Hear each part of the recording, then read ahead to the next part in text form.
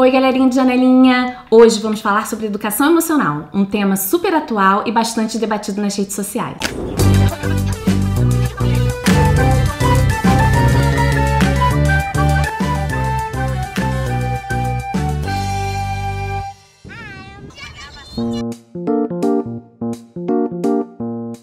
Tem como fase depois de bastar, gente? Vamos lá. Ó, uma mão no peito, uma mão na barriga. A gente vai só fechar o olho. E por alguns instantes a gente vai só focar no ar. Oi, Elisa, muito obrigada pela sua presença e participação. Estamos muito felizes, tá bom? E me diz uma coisa. Ai, desculpa. Sou eu, Pois é, pessoal, mas o que é educação emocional? Para falar sobre isso, a gente convidou a nossa amiga Elisa Fairbairn. Ela é psicopedagoga, psicóloga clínica e coordenadora de educação emocional de uma escola aqui do Rio. Elisa, muito obrigada por ter vindo. Imagina, obrigada a vocês pelo convite. É isso aí, pessoal. Elisa, eu agradeço também imensamente a sua participação, tá bom? E para começar, a gente gostaria de saber como você definiria a educação emocional? A educação socioemocional é muito mais ampla, né? Assim, ela não se restringe ao ambiente da escola, muito pelo contrário. Ela começa no seio da família, na interação com as figuras de referência, com pai, mãe, enfim, né?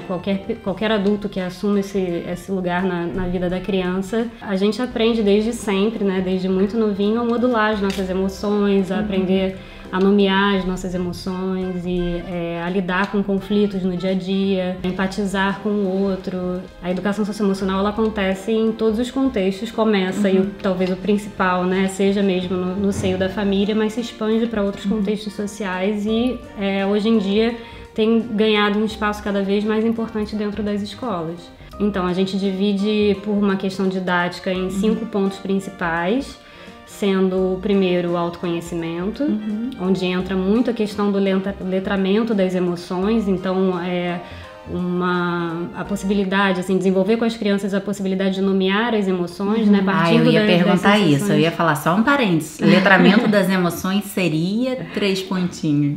Então, exatamente, é poder partir da experiência do corpo, identificar as sensações que eu tô sentindo nesse momento, como é que eu posso nomeá-las, né? E aí cada grupo de sensações, enfim, ligadas a um determinado contexto, a gente expressa de uma determinada forma. Eu acredito que a importância disso é que a gente retira, né, do aspecto abstrato e a criança consegue contextualizar isso, né, no seu dia a dia, ela consegue entender o processamento daquela emoção. Com certeza. Toda prática de educação socioemocional, quanto mais ancorada no corpo, na experiência ela tiver, mais eficaz ela é. Então, autoconhecimento é autocontrole. Não entendam autocontrole como controle das emoções, a retenção das emoções, o não poder expressar as emoções, não é isso. A gente entende que quanto maior o autoconhecimento, né, maior o aprofundamento nessas sensações do corpo, a gente vai ganhando um domínio em relação a como a gente pode reagir às situações. Então, permitir que as emoções venham, quaisquer que elas sejam, mas que haja um espaço entre aquilo que eu estou sentindo e a forma como eu reajo, né? Aí está o autocontrole. Poder escolher, né? Ter o poder de decisão e não que não sejam que a gente não haja por impulsividade. Sim. E de forma tão reativa, de forma tão reativa, exatamente. O terceiro ponto seria da empatia, né? Poder, uma vez que eu conheço aquilo que se passa comigo, que eu entendo as minhas próprias emoções, que eu sou capaz de manejar as minhas próprias emoções. Eu sou também capaz de entender que dentro do outro algo semelhante se passa. As relações sociais seriam o quarto ponto, né? As habilidades sociais, e que aí incluem, muito importante, que são as habilidades de resolução de conflito. Isso é ótimo. E você percebe que cada ponto depende do outro, né? Pra gente sair, pra ter autocontrole, a gente precisa de autoconhecimento. Pra ter empatia, a gente precisa de autocontrole. Dos outros dois. E assim por diante. Exatamente. E o quinto ponto, que seria a autonomia na tomada de decisões e tomada de decisões com responsabilidade e autonomia. E como esse conceito se relaciona com disciplina positiva? Dentro do contexto da escola, a gente trabalha com referencial da disciplina restaurativa, né? A disciplina restaurativa, ela tem muita afinidade, pelo que eu entendo, com a disciplina positiva. Ambas consideram as emoções das crianças e as necessidades das crianças como muito importantes, né, fundamentais para o desenvolvimento da disciplina. Compreendem que o desenvolvimento moral ele não é dado, ele é construído num contexto social e que ele precisa ser facilitado pelo meio. Eles entendem que a punição, né, ou a lógica da punição e recompensa não é o melhor caminho para esse desenvolvimento moral. Porque tem muito essa confusão, assim, acho legal até esclarecer, né, que quando se fala na palavra disciplina, as pessoas logo pensam, disciplina vem de disciplinar e para disciplinar eu preciso punir. E não é necessariamente assim, né? Não. Aliás, é melhor que não seja assim, né?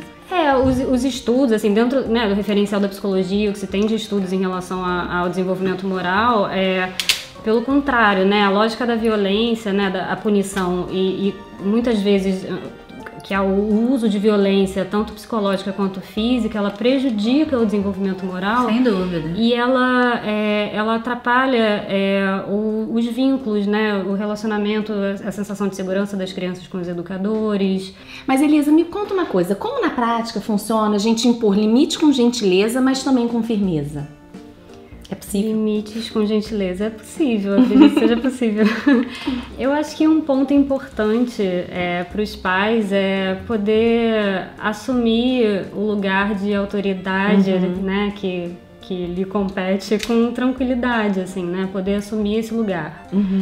Eu vejo muitas vezes uma insegurança por parte dos pais, talvez pela própria educação que receberam, há uma incompreensão do que significa autoridade, né? E isso se confunde muitas vezes com autoritarismo e se confunde muitas vezes com permissividade, né? Então tem uma frase de um educador que eu sou apaixonada, que é o José Pacheco, e que ele fala que a indisciplina é filha do autoritarismo e da permissividade. Então eu acho que o desafio é encontrar o lugar da autoridade, né? Que não é nem uma coisa nem outra, e assumir confortavelmente esse lugar, né, com firmeza, porque a partir do momento que os pais, né, enfim, as figuras de referência da criança estão tranquilas nesse lugar, os limites eles são passados com a segurança, né, com a segurança devida, ter coerência naquilo que é passado, consistência em relação às regras, então que uma coisa que é falada hoje, que aquilo não mude daqui a, né, meia hora, ou que não mude no dia seguinte, que seja, né, que haja uma constância em relação regularidade, uma regularidade em relação a essas o ato regras. de ceder, muitas vezes os pais são vencidos por isso, né? Eu não digo de forma inconsistente, mas por um apelo que realmente é significativo, o pai realmente mudou de ideia em relação a uma determinada decisão ou determinação, digamos. É possível, a gente pode ceder, o pai tem esse direito de ceder sem que isso confunda a criança, né, com a falta de inconsistência, de coerência.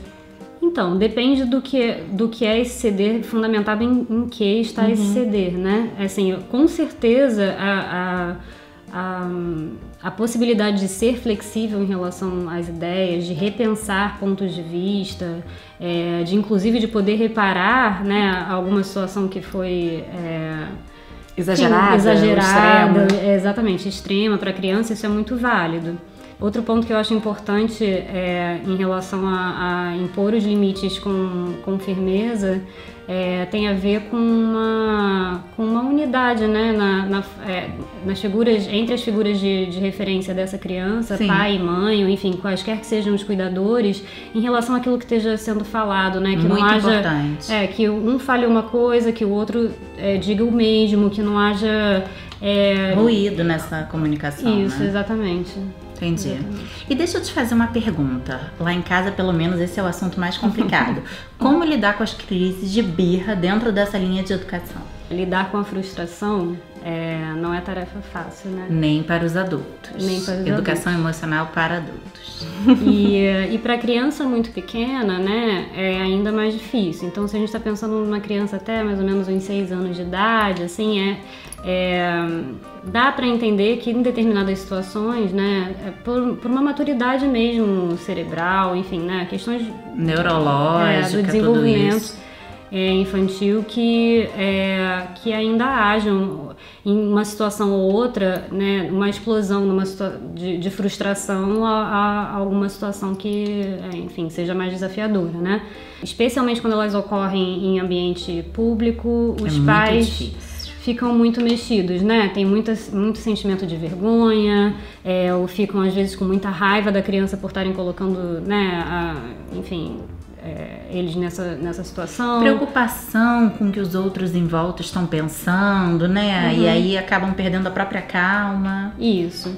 Então, acho importante, dependendo da intensidade da reação, da crise de birra, né? Poder retirar a criança daquele ambiente. A competência emocional dos adultos que vai modular a emoção das crianças. Então, antes de qualquer coisa, que essa figura de referência ela possa se acalmar, né? Que ela encontre o seu centro e que aí sim haja um diálogo possível com essa criança.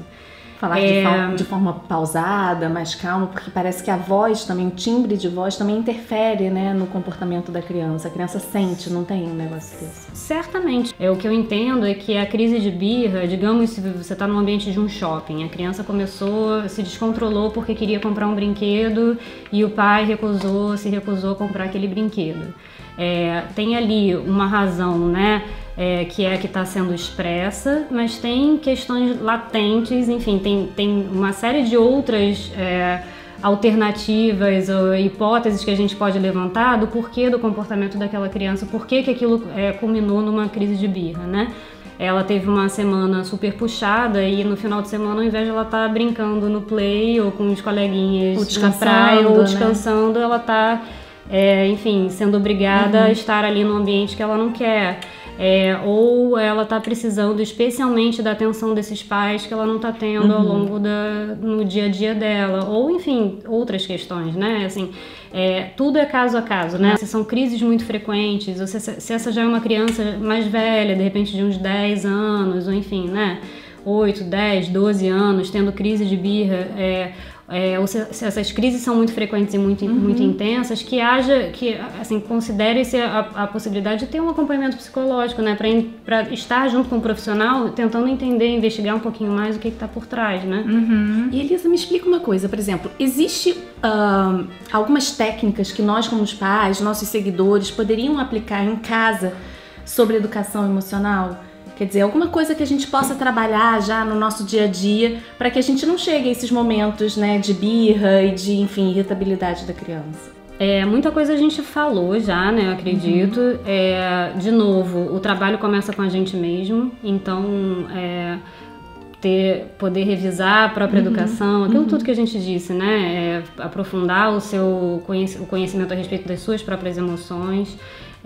Avaliar dentro do contexto familiar como os conflitos são resolvidos, né? Como as emoções são expressas ou não são expressas, que emoções podem ser expressas, que emoções são tabus. Nossa, super esclarecedor esse nosso bate-papo. E pensando nisso, é que nós criamos também uma série falando justamente de educação emocional no nosso Instagram. Se vocês tiverem alguma curiosidade, é só dar uma olhadinha lá. Foi muito legal ter você aqui conosco. Muito, muito obrigada, tá bom? Imagina, Obrigada, a gente adorou, viu? Obrigada a vocês, obrigada pelo convite do canal. Foi um prazer estar aqui, de verdade, poder pensar sobre essas questões todas e ajudar, na medida do possível, os pais em casa.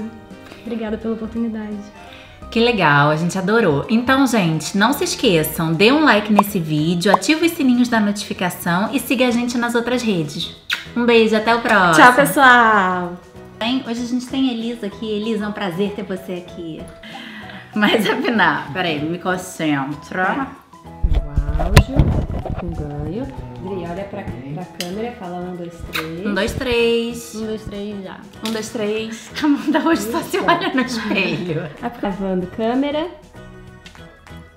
Oi, galerinha Oi, galerinha de janelinha. Hoje vamos falar sobre Tem como tirar uma foto só pra olhar como é que eu tô? Tem.